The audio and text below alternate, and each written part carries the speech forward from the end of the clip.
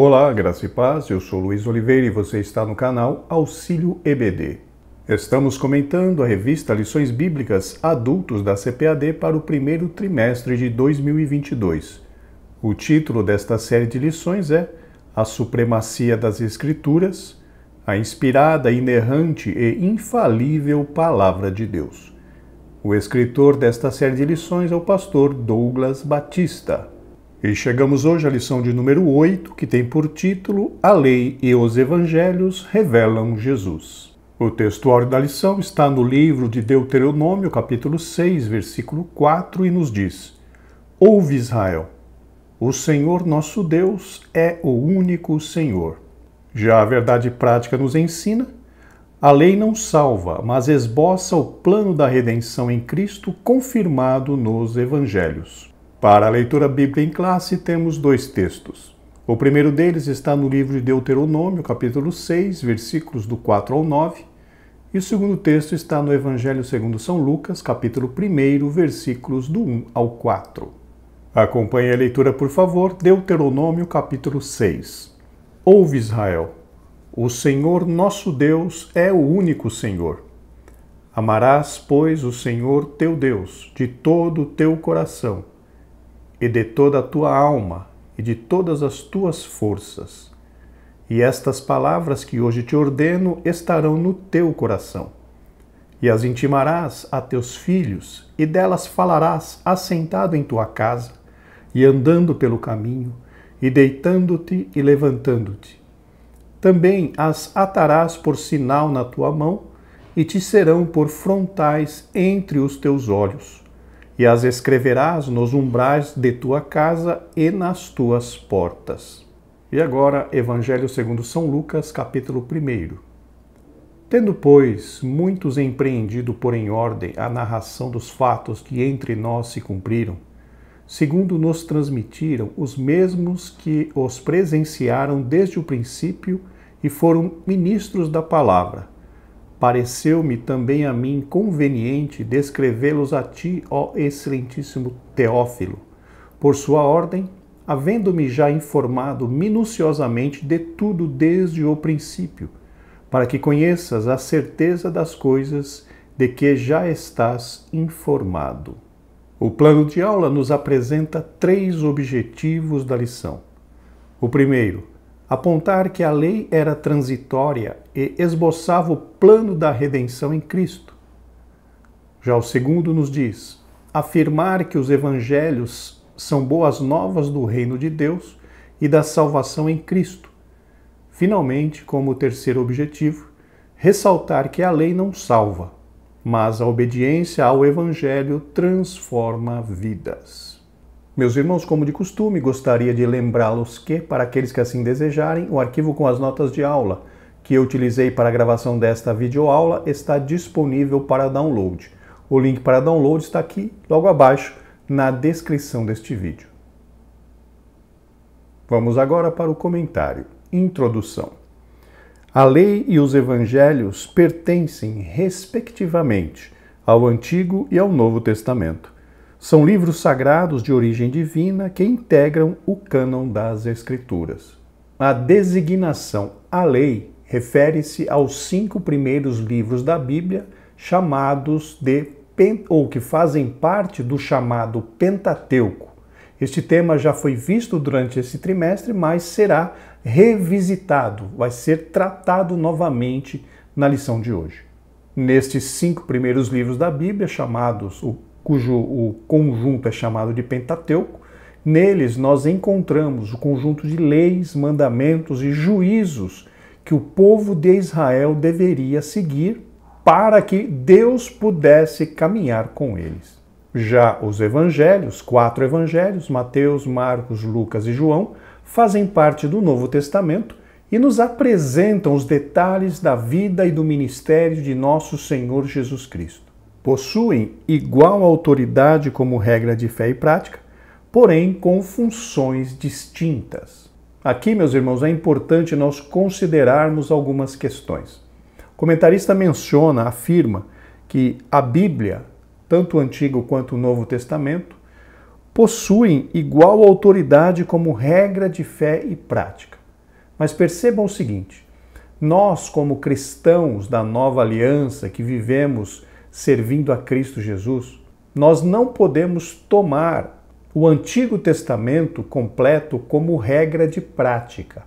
Nós podemos tomar o Antigo Testamento como regra de fé, mas não de prática. Por que eu digo que o Antigo Testamento nós não podemos tomar o Antigo Testamento como regra de prática?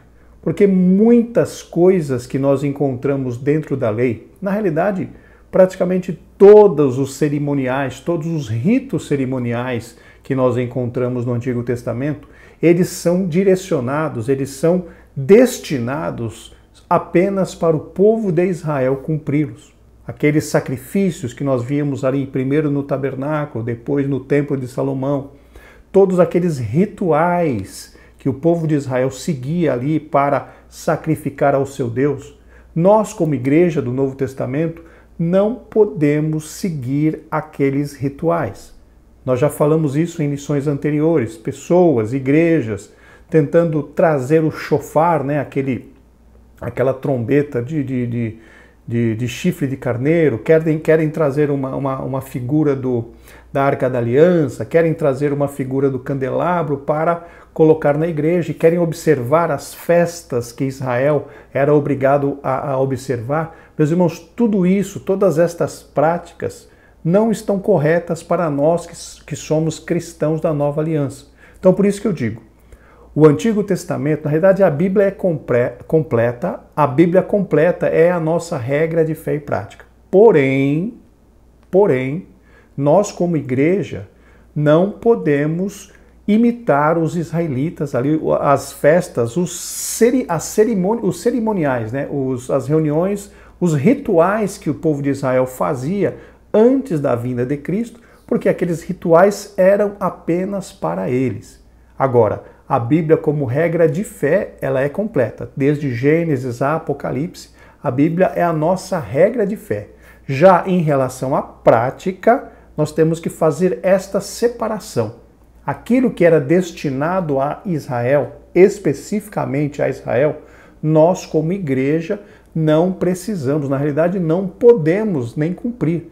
Nós não podemos, por exemplo, querer instituir nas nossas igrejas a festa do tabernáculo. A festa do tabernáculo era para Israel. A festa das primícias, a festa do Pentecostes, isso não é nessas coisas, essas festas não são para nós, igreja, queridos. Então não sejamos tentados a misturar as coisas. Leiamos a Bíblia, leiamos o Antigo Testamento, aprendamos a respeito de todos os rituais que Deus ordenou para que os israelitas observassem. Por quê? Porque todos esses rituais apontam de alguma forma para Cristo Jesus. O escritor aos Hebreus nos fala a esse respeito. Tudo aquilo que estava no tabernáculo e no templo apontavam para a obra redentora de Cristo. Assim sendo, nós como cristãos da nova aliança, que já estamos servindo ao próprio Cristo, ao nosso Senhor e Salvador Jesus Cristo, nós não podemos observar aquelas regras, aqueles rituais que estavam ali determinados nas páginas da lei, nas páginas ali do Pentateuco. Então fiquemos bastante atentos a essa questão, pois nós somos igreja, nós não somos Israel. Nós temos outras responsabilidades diante de Deus que são diferentes daquelas responsabilidades que Israel tinha perante o Deus Todo-Poderoso, de sacrifícios, de festa e todas aquelas outras coisas. Então, fiquemos bastante atentos, irmãos, em relação a isso, porque muitas pessoas tendem a misturar as coisas. Sejamos sóbrios, sejamos observadores da palavra de Deus e entendamos essa diferença. Nós somos igreja, nós não somos Israel. Os preceitos e as narrativas da lei têm aplicações nos evangelhos. Aqui, meus irmãos, é importante nós citarmos que nós encontramos no Antigo Testamento princípios muito importantes e que devem ser aplicados na vida da igreja hoje. O que eu acabei de mencionar há pouco era apenas em relação aos ritos, aos rituais, às festas, aos sacrifícios. Todas essas questões nós temos que deixar de lado porque hoje somos igreja.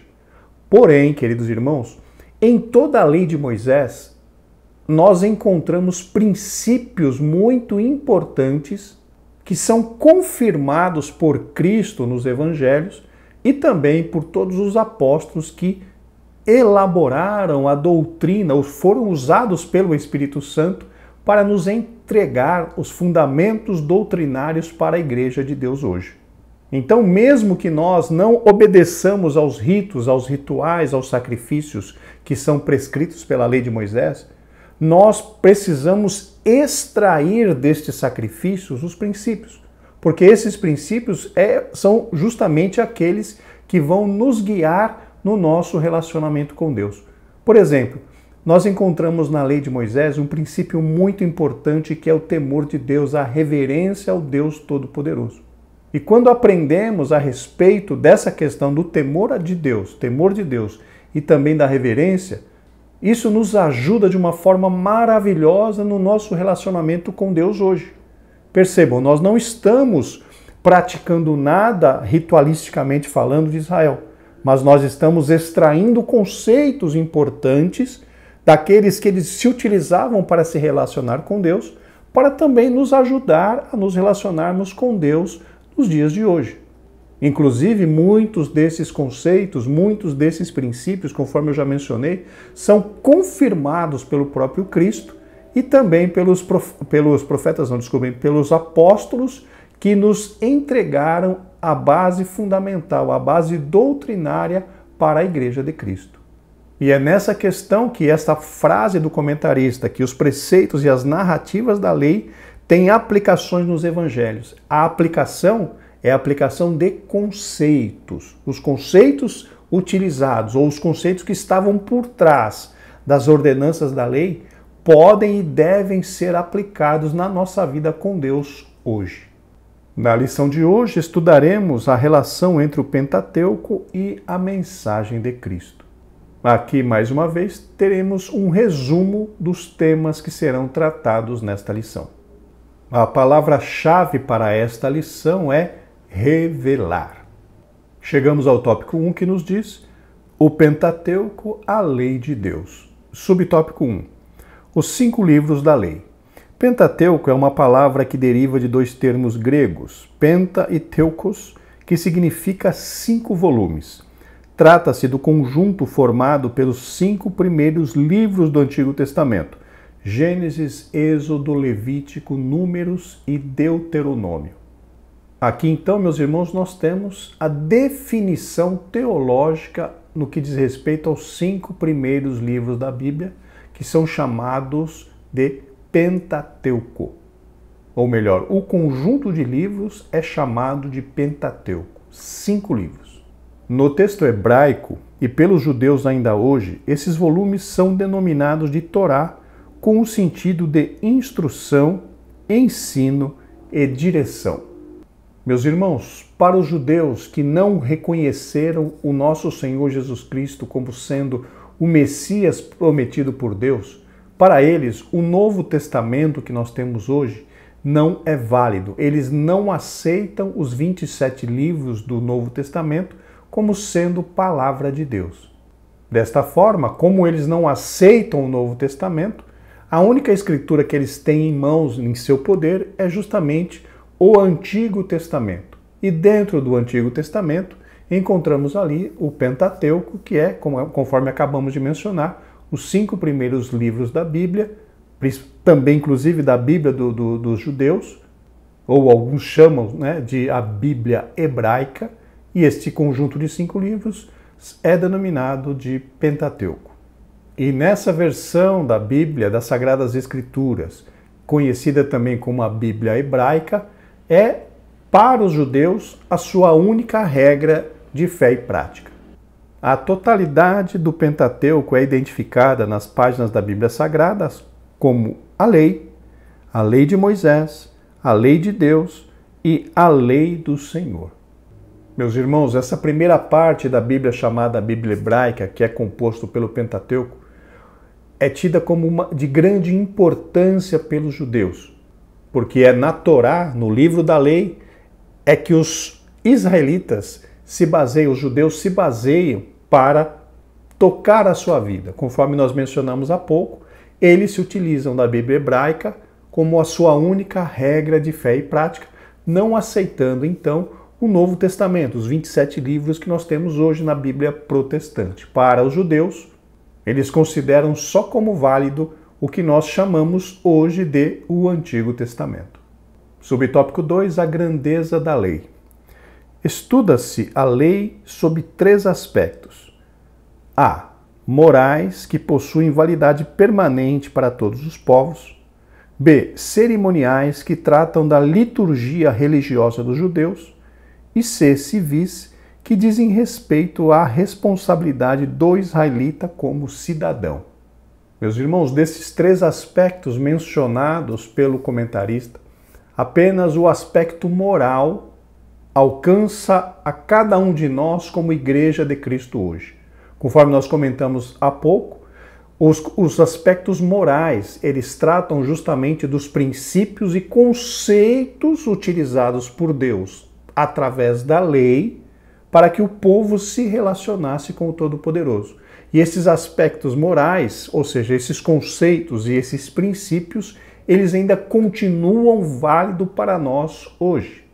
Quando a lei fala de santidade, quando a lei fala de reverência, quando a lei fala do temor do Senhor, quando a lei fala a respeito da purificação, e não uma purificação através de sacrifícios de animais, como está na lei, mas sim a necessidade de se apresentar diante de Deus numa situação de pureza espiritual. Todos esses conceitos nós precisamos conservar ou precisamos trazer ali do Antigo Testamento e aplicar nas nossas vidas hoje. Porque todos esses conceitos, como diz aqui o comentarista, né, os aspectos morais da lei, eles são aplicáveis nas nossas vidas até o dia de hoje.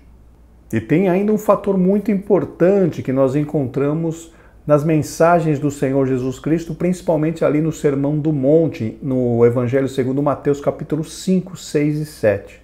Se nós lermos ali principalmente o capítulo 5, meus irmãos, nós veremos que o Senhor Jesus Cristo elevou o padrão moral para nós, igreja, em relação ao que era encontrado na lei.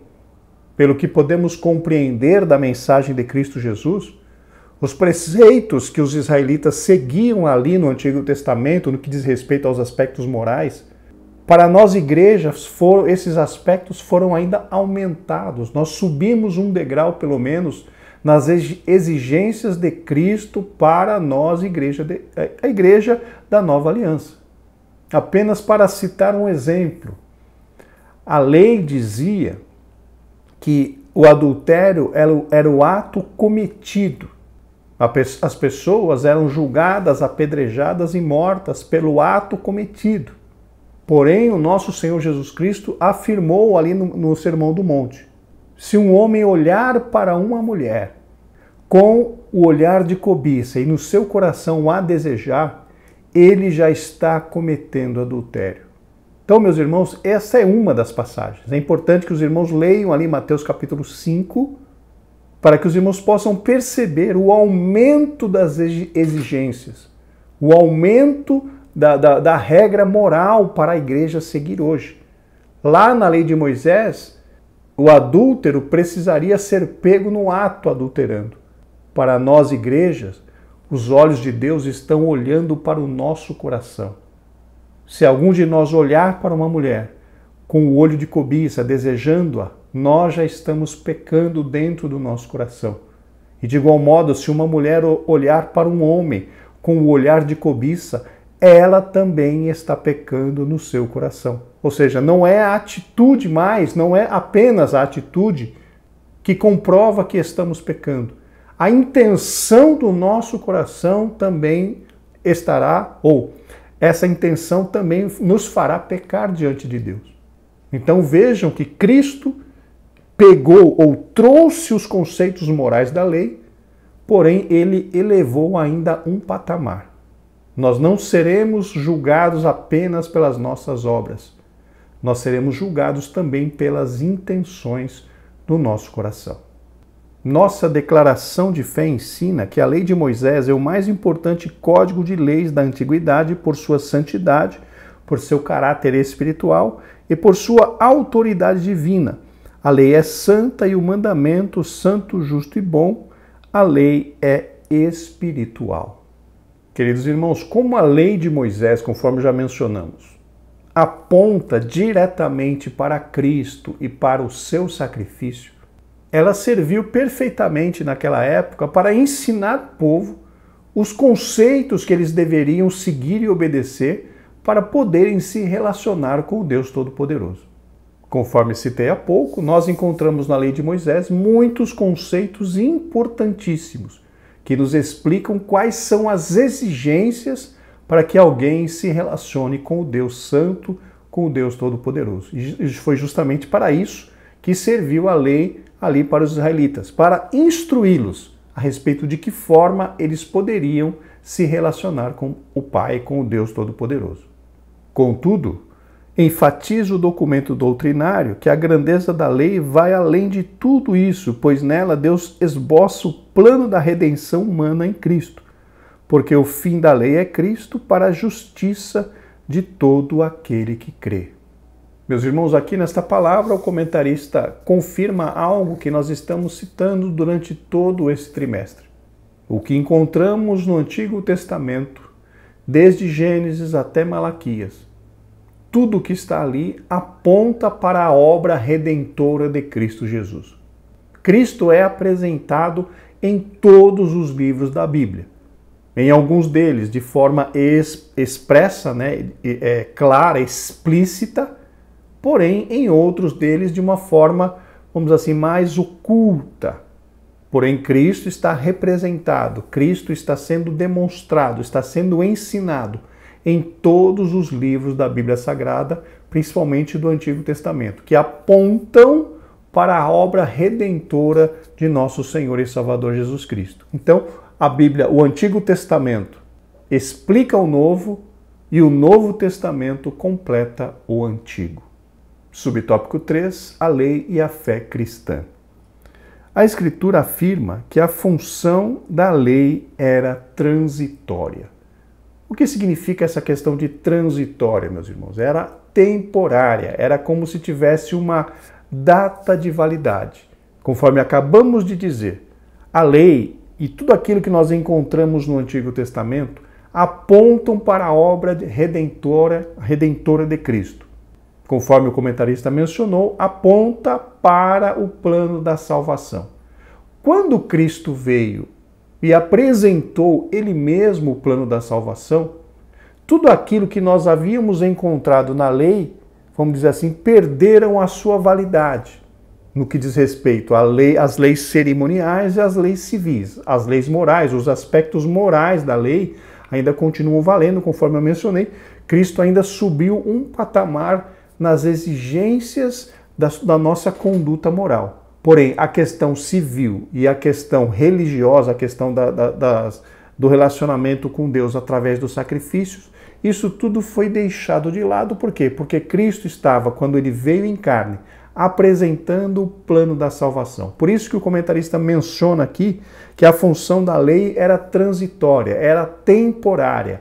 Enquanto ela apontava para Cristo, enquanto Cristo não vinha, a lei estava apontando para Cristo. Quando Cristo veio, quando Cristo se apresentou ali para realizar o seu ministério, tudo aquilo que a lei havia dito de Cristo se cumpriu na pessoa de Cristo. Ou seja, teoricamente nós não precisaríamos mais observar a lei no que diz respeito às leis civis e às leis cerimoniais. Por quê? Porque a partir dali era o evangelho da salvação de Cristo em Cristo Jesus que estava sendo pregado. Daí então o caráter transitório, temporário da lei de Moisés, porque em Cristo ela teve o seu cumprimento e a partir de Cristo o que está valendo agora é o evangelho da salvação através da fé em Cristo Jesus.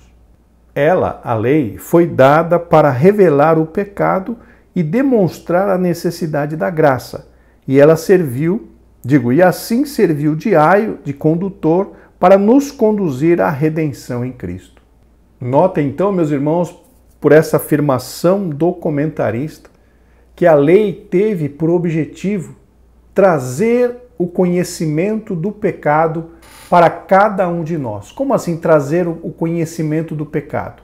A lei veio estabelecer limites de conduta. Como assim limites de conduta? Nós podemos ir até aqui, daqui para cá não podemos ir mais. Nós podemos ir até aqui, daqui para cá não podemos ir mais. Ela veio estabelecer limites. Ela veio dizer, fazer a separação. Se você não fizer esse tipo de coisa, você não será penalizado.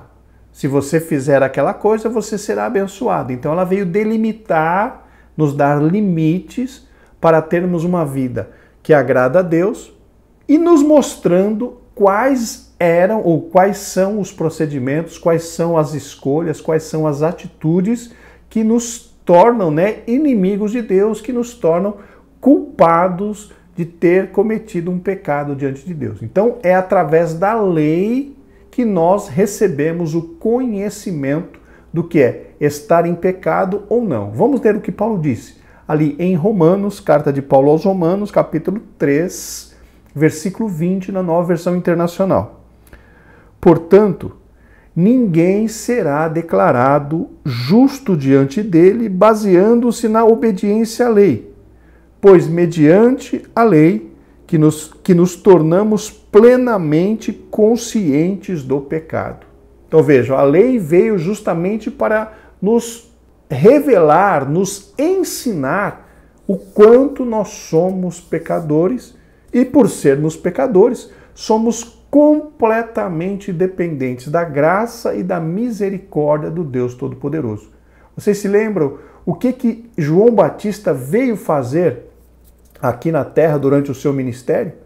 A Bíblia nos diz que ele veio preparar o caminho de Cristo. E como que foi a preparação do caminho de Cristo? Justamente apontando para aquelas pessoas que elas eram miseráveis pecadoras, que elas precisavam da graça de Deus, que elas precisavam se arrepender daquelas atitudes, daqueles pecados que elas estavam cometendo na sua vida. Tanto que a primeira mensagem de João Batista que nós encontramos na Bíblia é justamente essa. O reino de Deus está próximo. Arrependei-vos e crede no Evangelho. Então, o João Batista, ele conclamava, ele pregava para que o povo se arrependesse. Isso nos mostra que João Batista veio mostrar para aquele povo que eles estavam em pecado, para que assim eles tivessem a consciência de que precisariam de um Salvador. João Batista não estava fazendo nada além do que reviver os mandamentos da lei e mostrando para aquele povo que eles eram pecadores diante de Deus. A lei encerrou a humanidade debaixo do pecado. Deste modo, ninguém pode ser salvo pelas obras da lei. Aqui, meus irmãos, é bastante interessante nós mencionarmos a respeito disso. Por que a lei encerrou toda a humanidade debaixo do pecado? Porque não houve ninguém, a não ser Cristo, que cumprisse toda a lei de Moisés. Não houve nenhum que fosse fiel em todos os mandamentos de Deus, além de Cristo Jesus. E a Bíblia é clara quando diz, se nós quebrarmos, se nós não obedecermos um dos mandamentos, nós seremos culpados de todos eles. Então, queridos irmãos, ninguém conseguiria ser salvo através da lei de Moisés. Por quê? Porque ninguém conseguiria cumprir toda a lei sem pecar contra nenhum dos seus mandamentos. Somente Cristo, conforme ele mesmo disse, que ele veio para cumprir a lei. E Cristo cumpriu toda a lei de Moisés, porque a Bíblia diz que nele não se achou engano na sua boca e ele não pecou. Então é por isso que Paulo diz que a lei encerrou a humanidade debaixo do pecado, porque ninguém conseguia cumprir a lei completamente. Somente Cristo que cumpriu a lei, que morreu no nosso lugar e ao terceiro dia ressuscitou e hoje está sentado à destra do Deus Todo-Poderoso. Louvado seja o nome do Senhor. Neste aspecto, a obra de Cristo nos resgatou da maldição da lei e nos deu vida mediante o Evangelho. Continuando o que eu acabei de mencionar, como todos estavam todos nós estávamos debaixo da maldição da lei. Por quê? Porque ninguém conseguiria cumprir ninguém conseguiu, cumprir todos os mandamentos, apenas Cristo fez isso.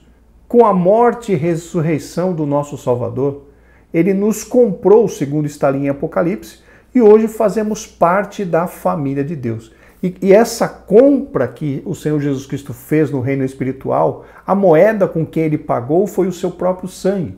O sangue justo, o sangue inocente derramado na cruz do Calvário.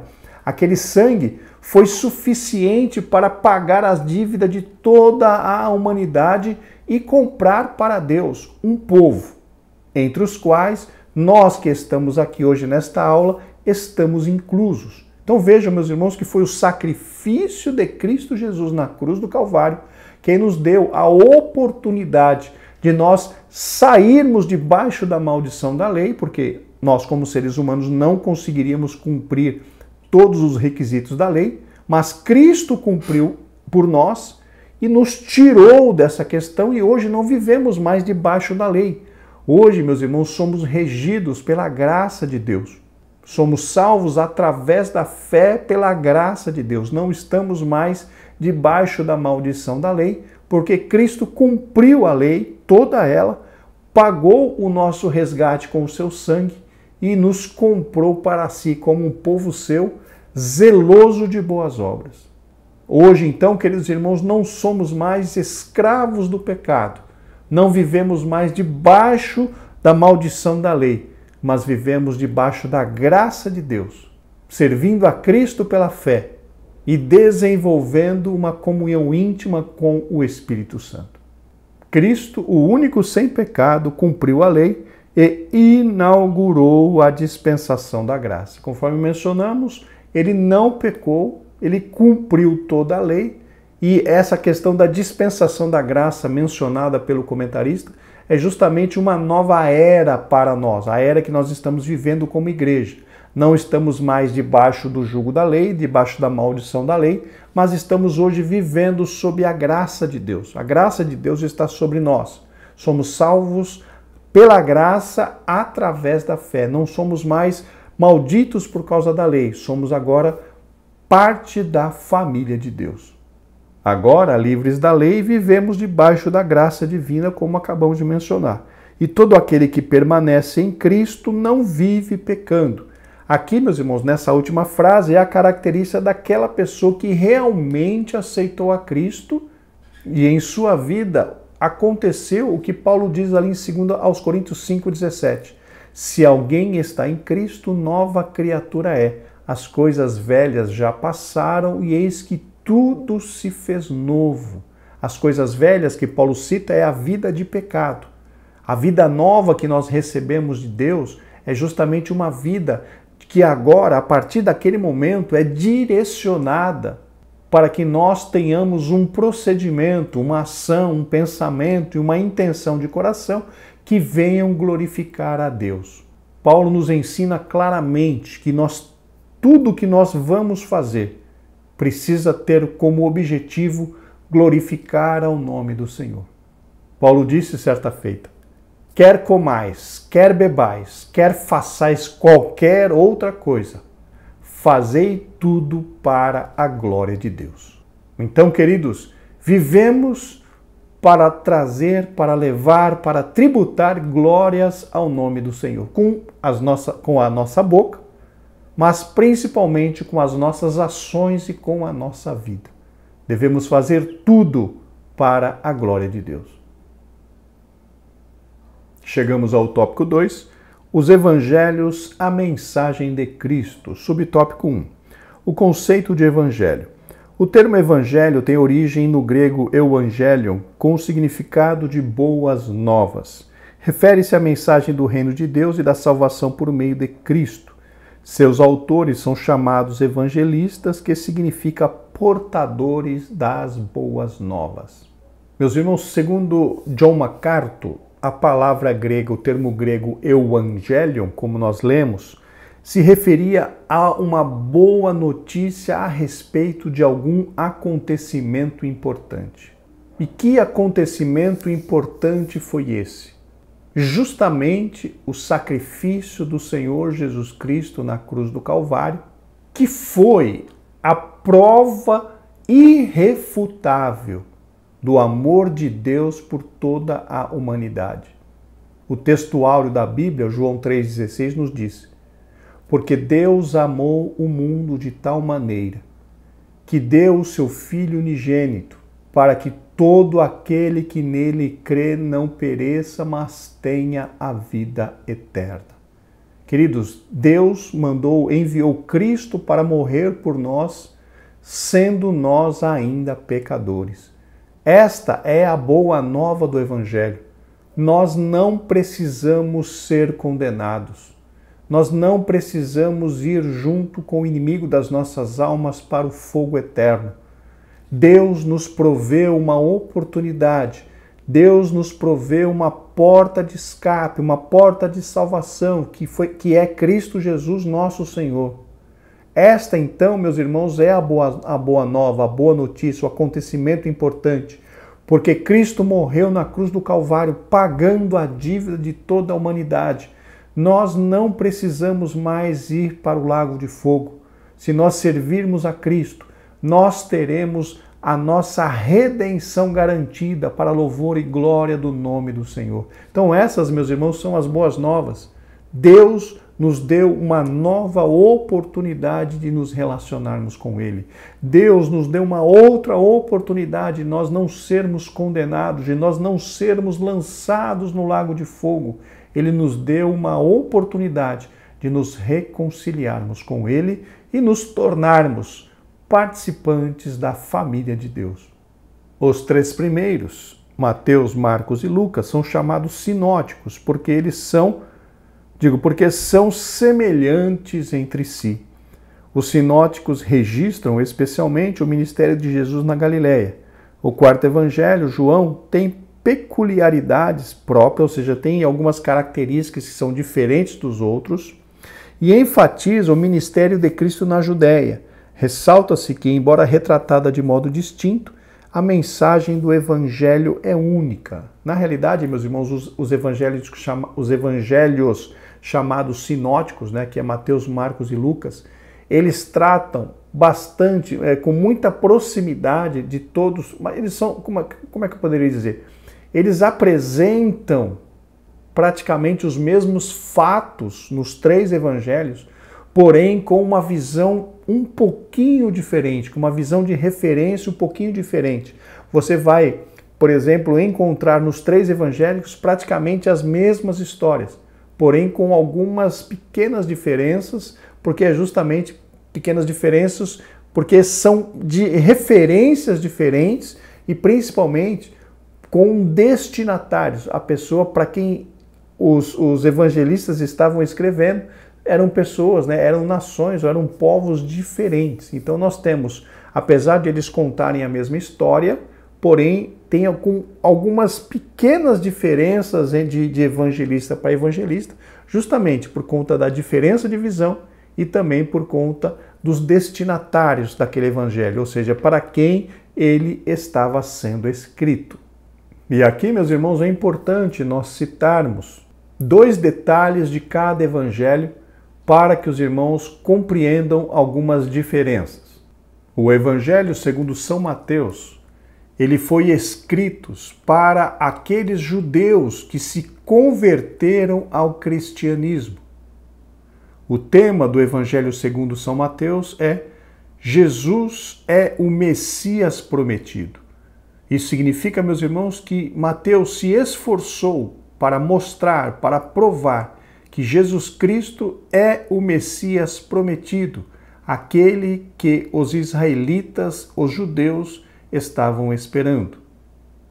Já o evangelho escrito por Marcos, o segundo evangelho, ele tem como destinatário os cristãos gentios, porém está direcionado mais aos romanos. E este evangelho segundo Marcos apresenta ao Senhor Jesus Cristo como servo sofredor. Já o Evangelho segundo Lucas, ele foi escrito para os cristãos gentios, porém predominantemente para os gregos. o Senhor Jesus Cristo é apresentado como o Filho do Homem. Finalmente, no Evangelho segundo escreveu João, ele foi escrito para os cristãos em geral, não há nenhuma separação entre as categorias dos cristãos, né? Não categorias, mas podemos dizer entre os cristãos que vieram do judaísmo, os cristãos que eram romanos, os cristãos que eram gregos, não há nenhum tipo de divisão.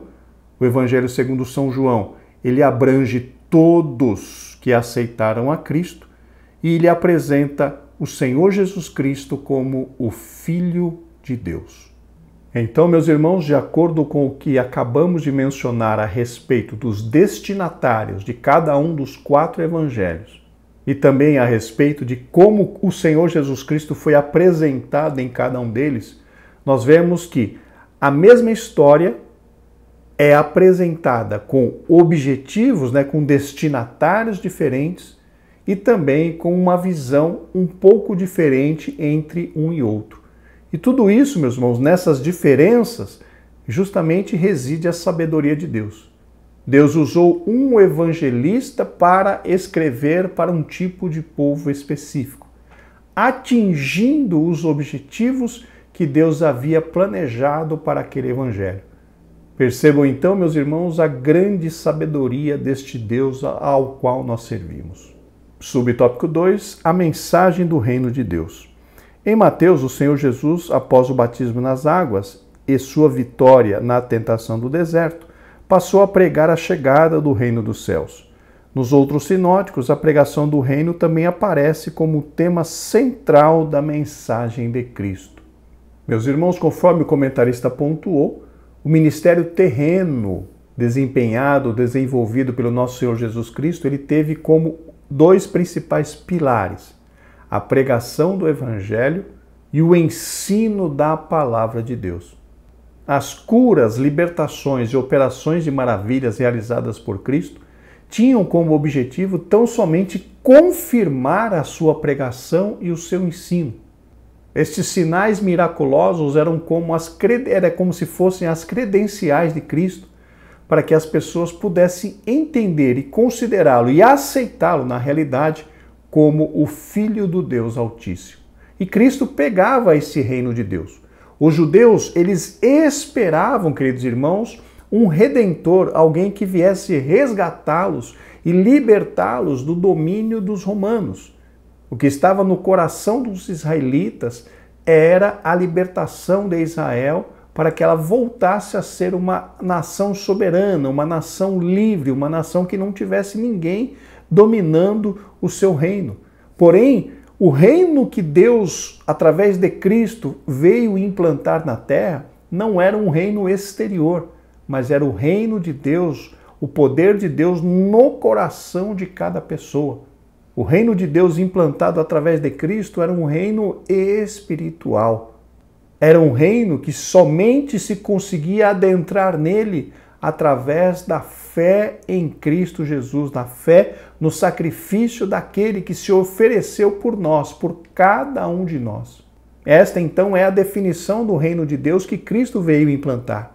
Um reino espiritual, um reino que que alcançava o coração dos homens. O Senhor Jesus Cristo mencionou num dos evangelhos, que eu não vou lembrar agora, ele disse, porque o reino de Deus está em vós.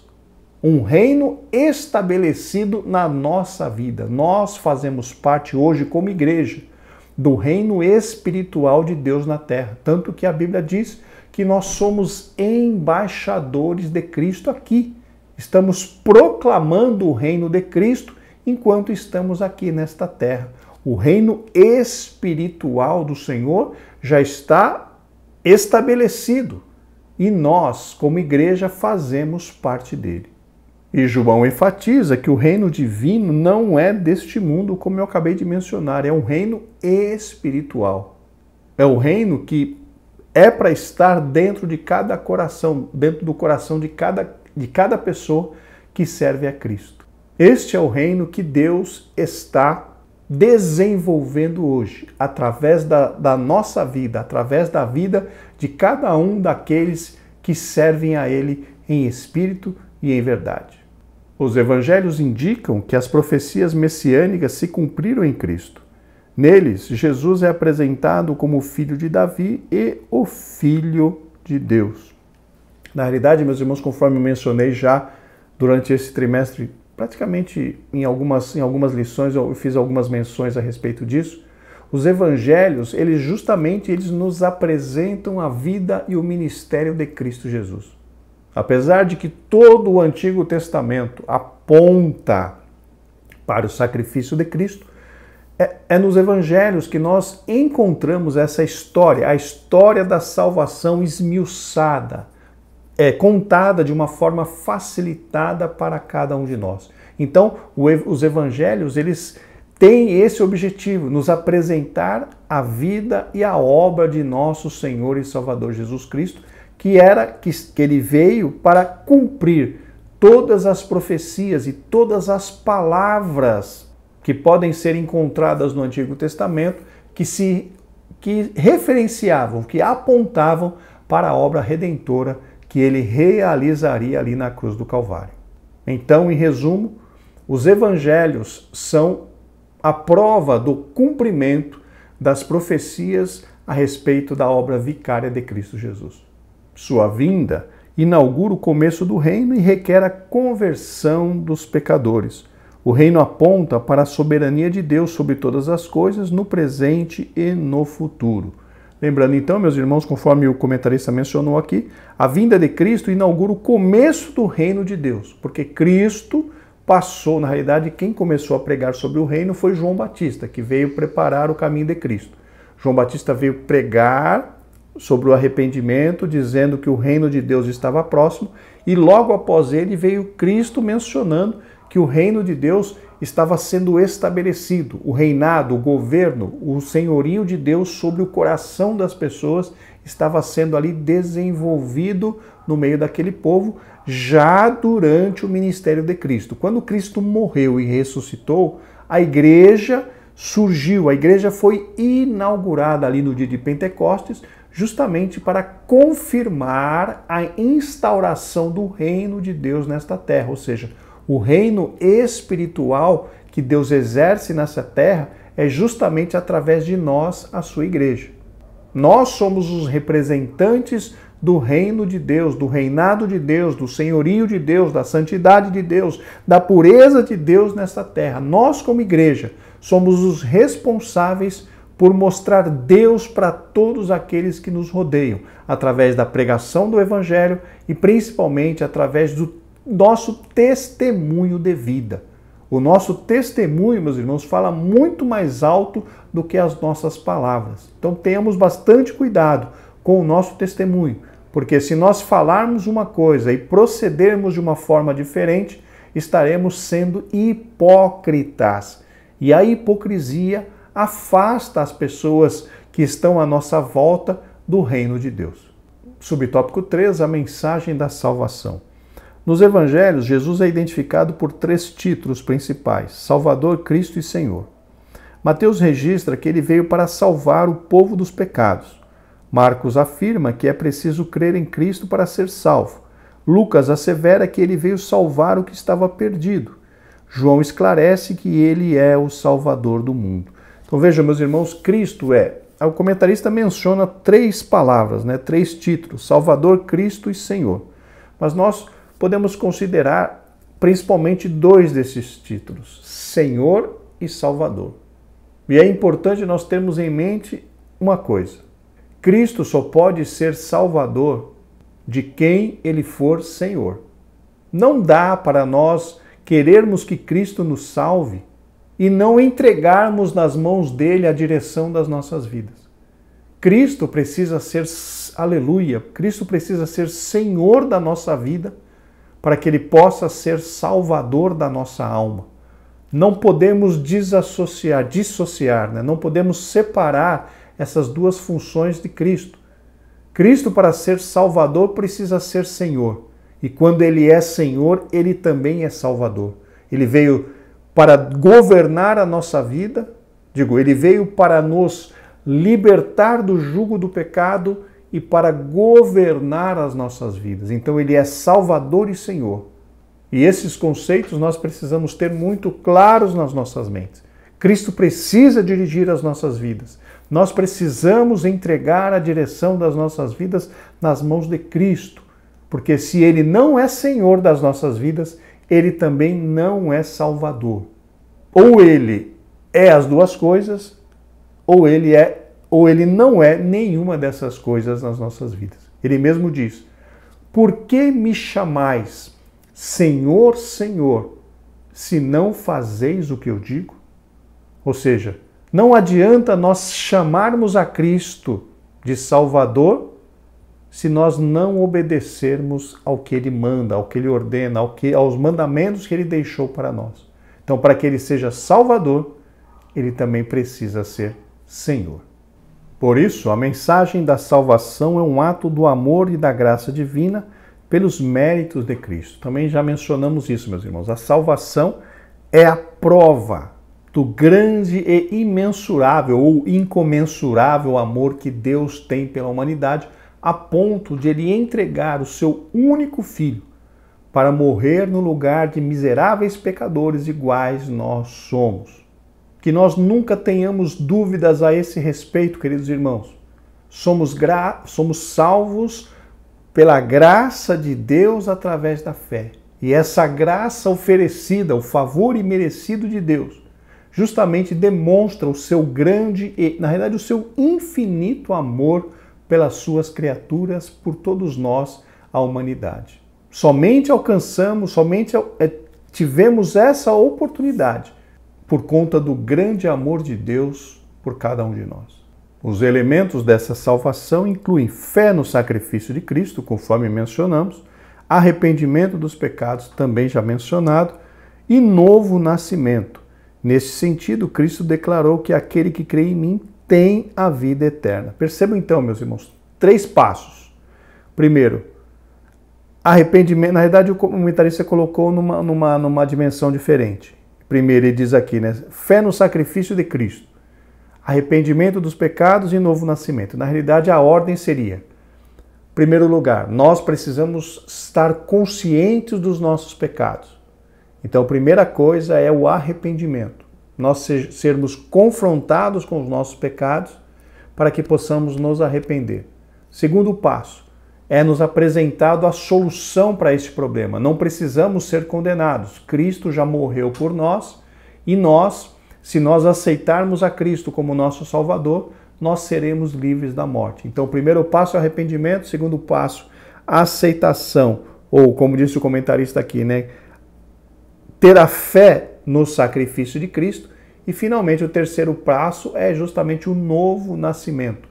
A transformação nas nossas vidas que o Espírito Santo opera através ou depois que aceitamos a Cristo como nosso Salvador. Então são esses três passos de salvação: arrependimento, aceitação de Cristo como nosso Salvador e a operação por parte de Deus, na verdade por parte do Espírito Santo, de uma transformação da nossa velha natureza numa nova natureza para servirmos ao Deus Todo-Poderoso. Chegamos ao tópico 3, uma mensagem transformadora. Subtópico 1, a transformação do caráter. O caráter é definido como a maneira própria de cada pessoa agir e expressar-se. Meus irmãos, para a definição apresentada pelo comentarista a respeito de caráter, a nossa maneira de agir vai depender dos valores que nós temos, do valor que cada um de nós tem. O que é um valor? Como o próprio nome diz, é algo que nós consideramos de grande, de elevada importância quando comparado com algum outro valor. Então nós atribuímos valores praticamente a todas as coisas. E uma pessoa de caráter, ou o caráter da pessoa, é aquela característica que leva a pessoa a agir de forma correta. Já uma pessoa chamada de mau caráter significa uma pessoa que é direcionada não por aquilo que é justo, mas por algo que lhe traga vantagens. Os valores de um mau caráter é levar vantagem, é adquirir benefícios para si próprio, enquanto alguém que tenha caráter, alguém que seja direcionado, que seja guiado por aquilo que é correto. As suas decisões, as suas atitudes são baseadas nos seus valores, ou seja, são baseadas naquelas virtudes, podemos chamar de virtudes, que venham agradar ao Deus Todo-Poderoso. E quando o comentarista menciona aqui que através da salvação há uma transformação de caráter, justamente há a ação do Espírito Santo que vem vivificar a palavra, nos estabelecendo valores, os valores espirituais das nossas vidas. Que valores espirituais seriam esses?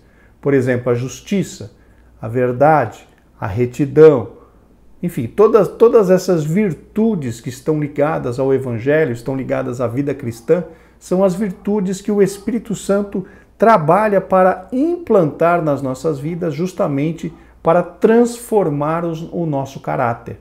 Precisamos, cada dia, conforme eu já venho repetindo várias e várias vezes durante as lições, todos os dias nós precisamos nos esforçar para nos tornarmos mais parecidos com Cristo. E como conseguimos isso? Justamente através da transformação das nossas vidas.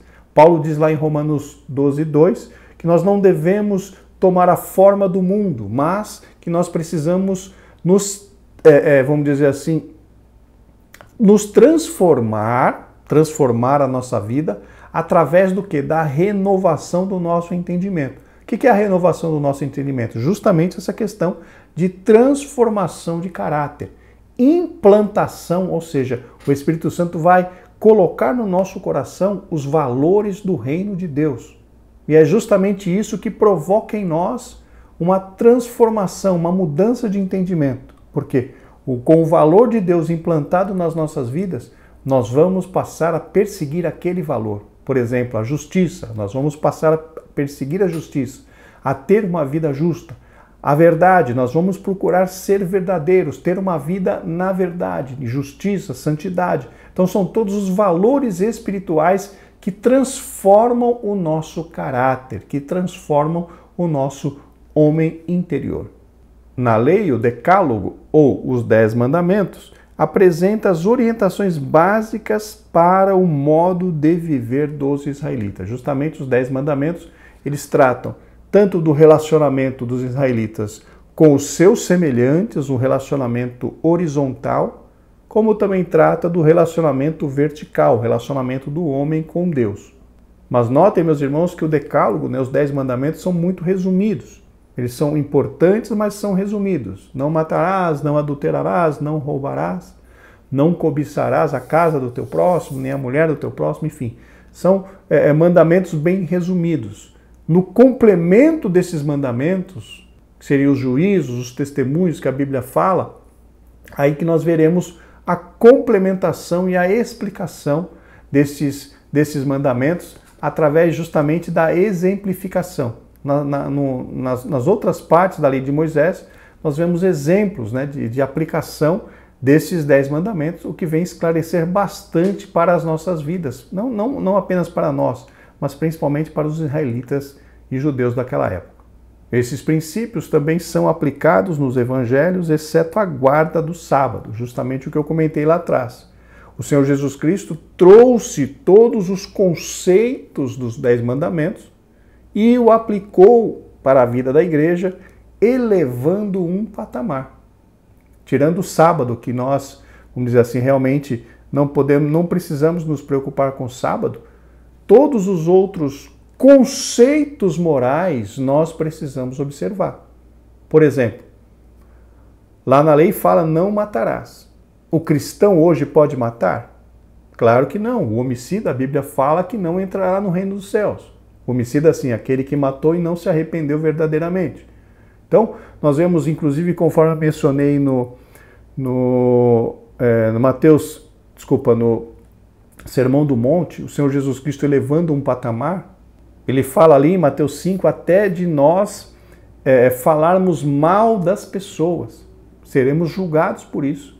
Então vejam, meus irmãos, o Senhor Jesus Cristo trouxe os conceitos lá da lei, porém ele tornou esses conceitos mais apertados, mais exigentes ainda para nós que somos igreja.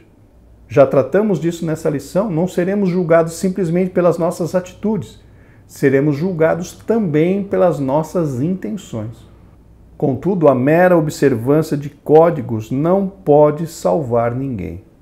Aqui, meus irmãos, o comentarista está tocando numa questão chamada legalismo. O que é o legalismo? Legalista é aquela pessoa que observa, que obedece mandamentos, mas não é por amor, é por obrigação. Sabe aquela pessoa bitolada? Sabe aquela pessoa que faz as coisas tão somente pelo costume, tão somente, não, eu tenho que fazer, só pelo costume. Ela não sabe o que está fazendo, ela faz porque foi mandada, ela faz porque já se acostumou.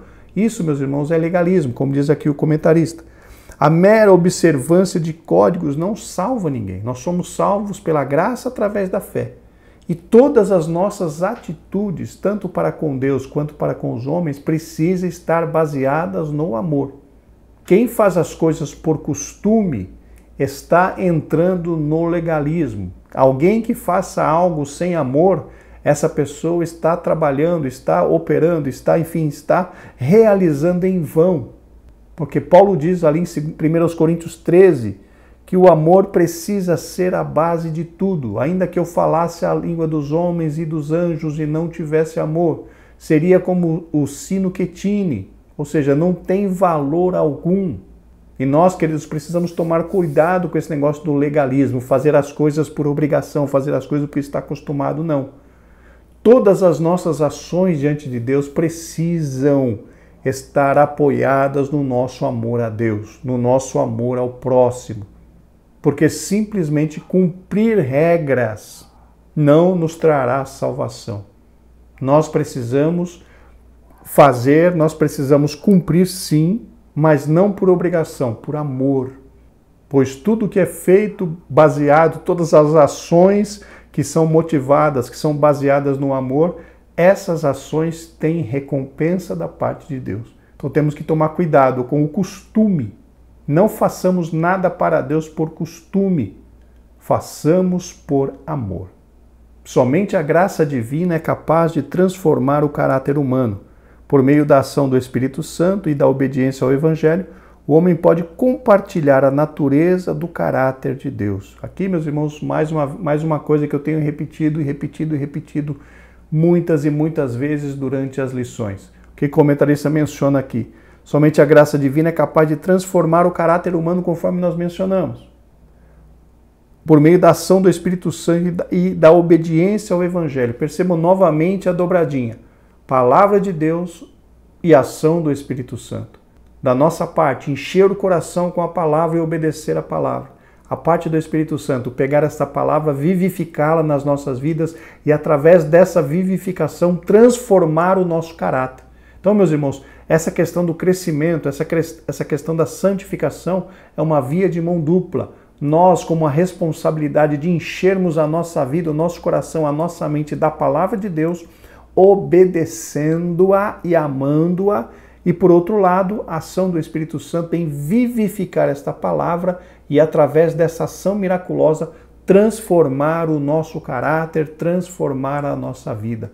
A vida espiritual, o crescimento espiritual depende dessas duas ações. A nossa ação através da leitura, meditação e obediência da palavra de Deus e a ação do Espírito Santo que ocorre quando nós fazemos a nossa parte.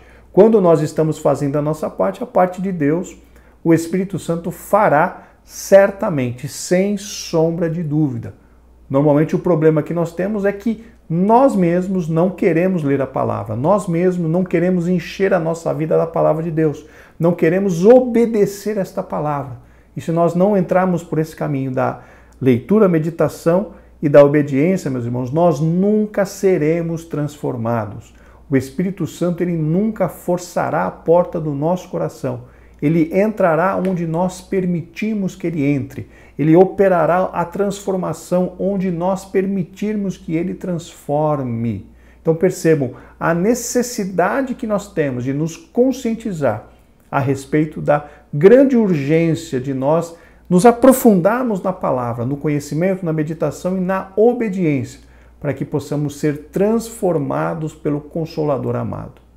Deste modo, a mensagem do Evangelho de Cristo produz substancial mudança no caráter do cristão, desde que, conforme eu mencionei, nós como cristãos possamos dar lugar a esta palavra, tanto nos enchendo dela, obedecendo a ela, para que o Espírito Santo possa operar essa transformação de caráter nas nossas vidas.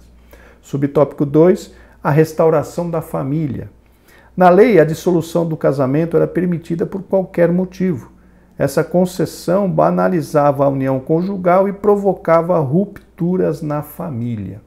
Na realidade, meus irmãos, quando tratamos do casamento ali na Antiga Aliança, ou no Antigo Testamento, nós vemos que existiram algumas situações que favoreceram essa questão.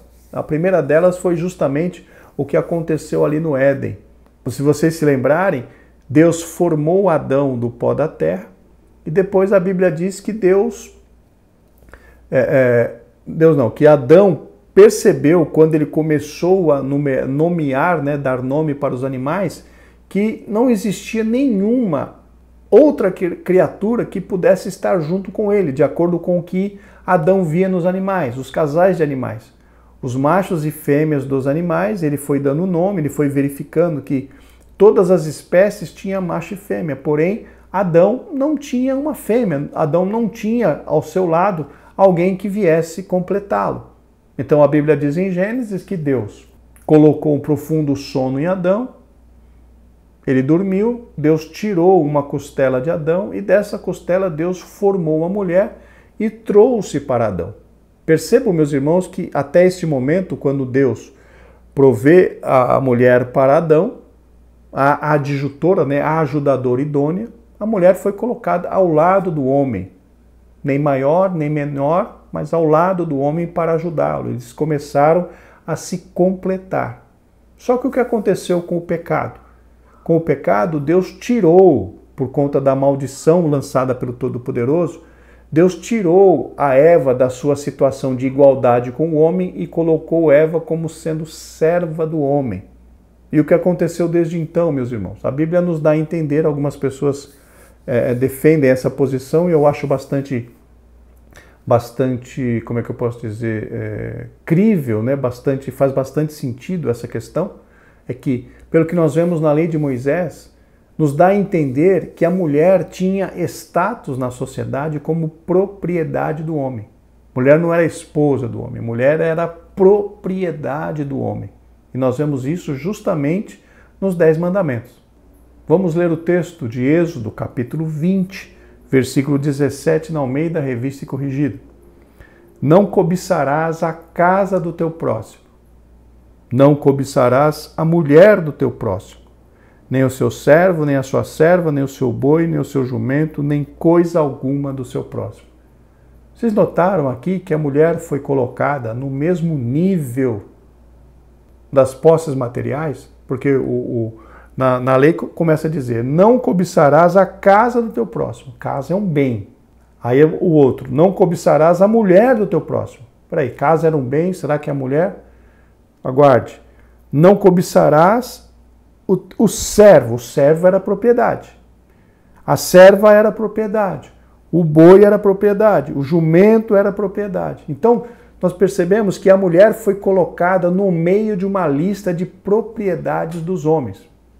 E isso, alguns interpretam que a mulher, então, saiu da posição de igual do homem e passou a representar algo menor, algo de menor valor, passando a ser propriedade do homem. Só que o que acontece? Mais uma vez, isso é uma teoria. Alguns defendem essa posição e eu acho ela bastante razoável porque faz muito sentido. Então percebam, a partir de então a mulher perdeu o seu status de igual ao homem. Ela passou a ocupar um lugar inferior por causa do seu pecado ali no Éden. E isso, no meu modo de entender, e também pelo que nós temos lido, favoreceu muito essa questão do homem lhe dar carta de divórcio, do homem desprezar ou se separar da sua mulher como se ela não tivesse muito valor. Apesar de que a lei de Moisés dava algumas garantias, né, para a mulher, para a esposa. Tinha sim algumas garantias na lei de Moisés, mas essa questão justamente do divórcio era permitido pela lei. Talvez justamente por essa questão do status da mulher ser um status de propriedade do homem. Só que o que acontece, meus irmãos? Quando Cristo veio, Cristo reestabeleceu a mulher na sua posição de igualdade com o homem. Cristo colocou novamente a mulher na sua condição de adjutora idônea para o homem. Ou seja, a mulher não seria mais uma propriedade do homem.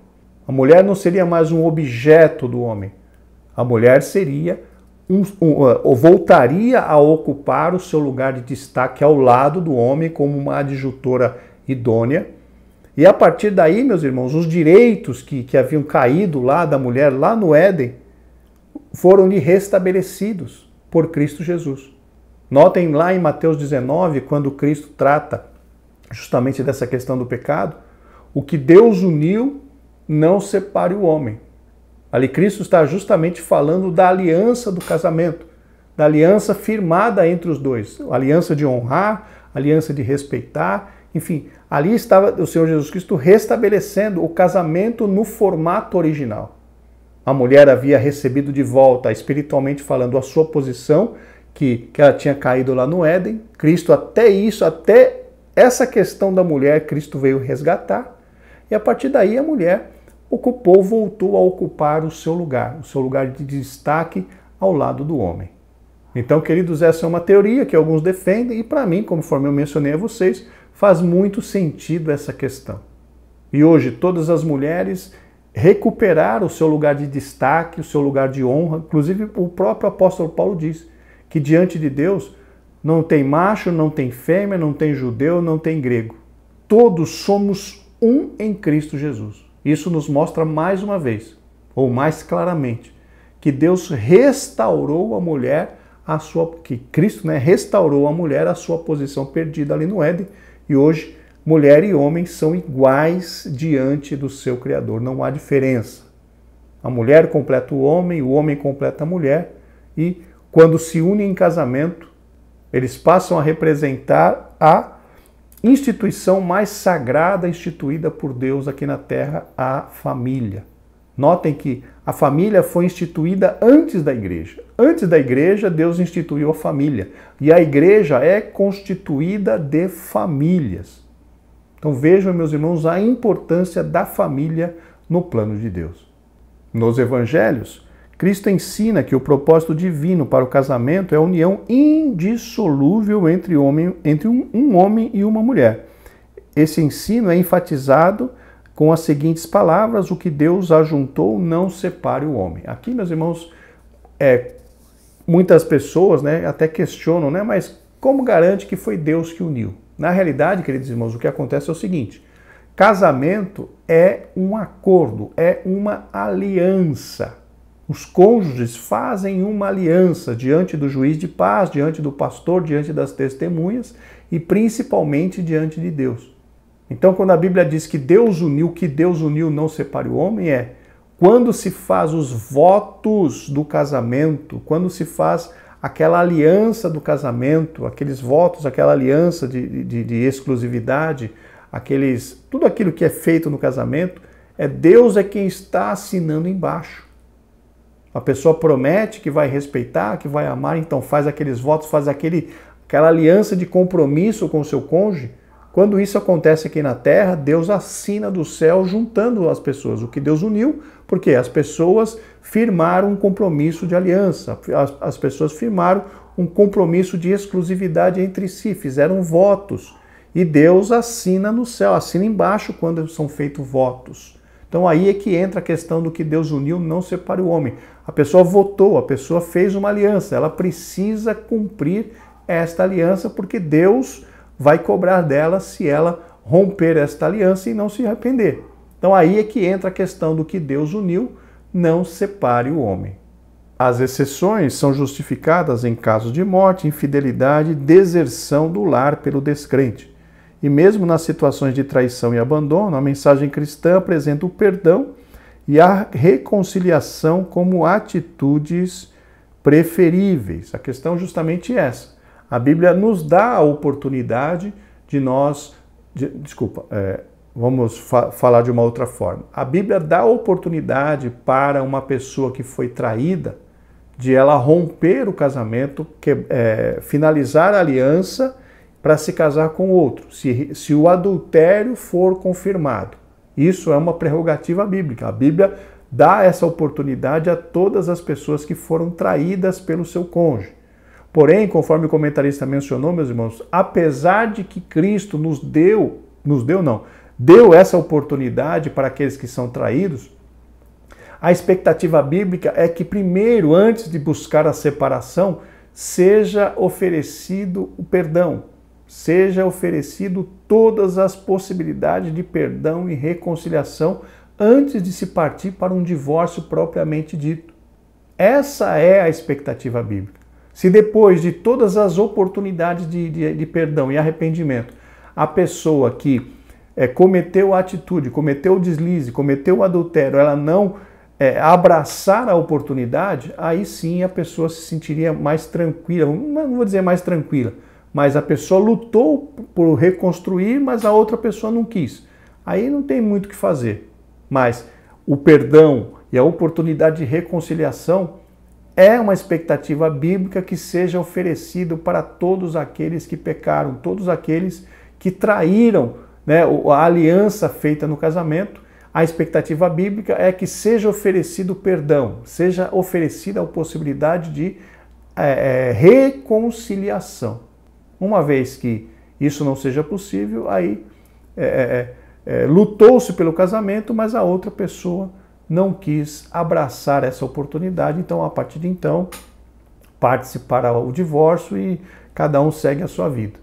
Mas, conforme mencionamos, há uma expectativa bíblica de oferecimento de perdão e possibilidade de reconciliação em cada uma dessas situações.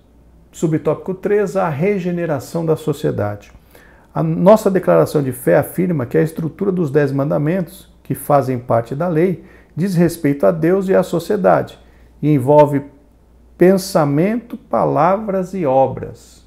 Meus irmãos, conforme mencionamos anteriormente, os 10 mandamentos, ou o decálogo, né, como também são chamados esses 10 mandamentos, eles tratam apenas de ações e de palavras, eles não tratam de pensamentos. Os 10 mandamentos não tratam de pensamentos. Cristo é que elevou o patamar dos conceitos, dos princípios dos 10 mandamentos, e Cristo mencionou que a partir de então Deus olharia para a intenção do coração.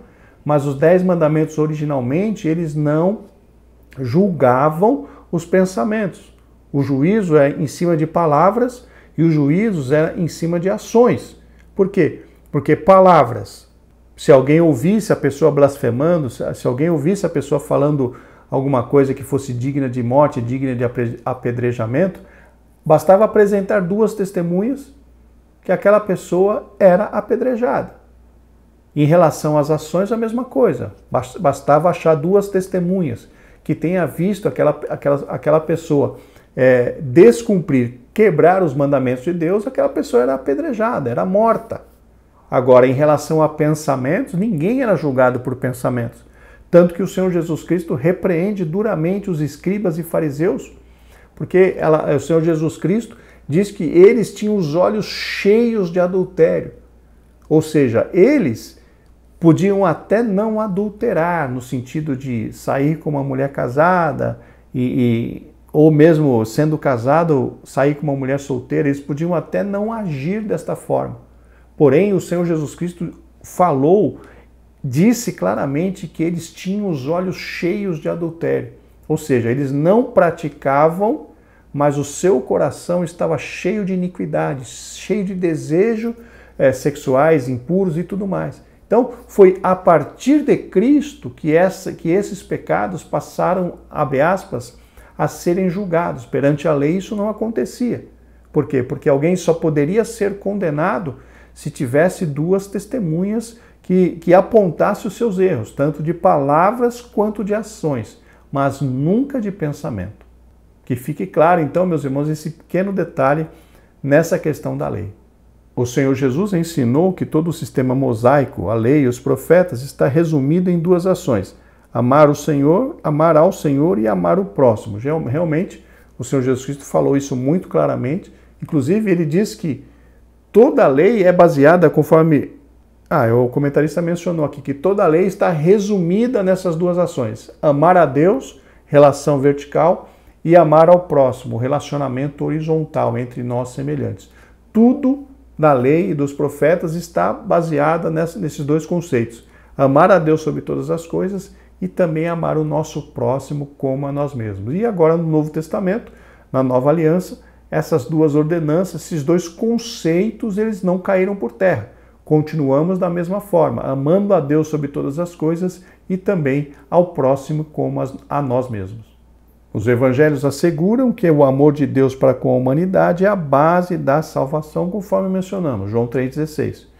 Em vista disso, os cristãos receberam a missão de proclamar esta mensagem às nações. Conforme mencionamos, meus irmãos, nós somos embaixadores de Cristo.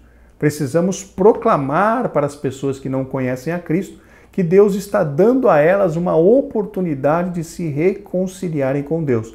Essa responsabilidade de anunciar esta palavra está sobre os ombros de cada um de nós, sobre os ombros da igreja. Somos representantes de Deus aqui na terra para anunciar para as pessoas a oportunidade de reconciliação que Deus está dando para toda a humanidade na pessoa de Cristo Jesus.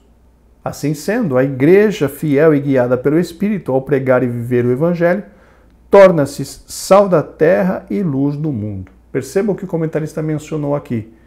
Ao pregar e viver o Evangelho. Não basta pregarmos apenas, precisamos também viver o Evangelho para que a nossa mensagem tenha força, tenha peso na vida daqueles que nos ouvem. Então, queridos irmãos, que possamos meditar em tudo aquilo que nós vimos durante esta lição. Mudança de caráter, pregação do Evangelho, observar os conceitos e princípios que nós encontramos no Antigo Testamento, que muito nos ajudarão na caminhada rumo a Jerusalém Celestial. Estamos chegando ao final, vamos para a conclusão. A função da lei era transitória, ou seja, era temporária. Ela revela o pecado, mas também aponta o plano da salvação em Cristo. O Senhor Jesus nos libertou da condenação da lei. Nos evangelhos, as boas novas dessa salvação são reveladas conforme nós mencionamos. Em suma, as obras da lei não os justificam, mas pela graça somos salvos por meio do arrependimento e da fé em Cristo Jesus. Muito obrigado pela sua companhia, pelo seu apoio, pela sua oração. Se Deus quiser, na próxima semana estaremos juntos para o comentário da lição de número 9. Graça e paz, que Deus vos abençoe.